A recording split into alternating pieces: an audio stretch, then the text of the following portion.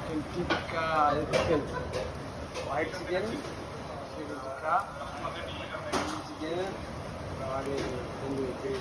5,000 का तेल बढ़ जाएगा, 500,000 एक महीने में।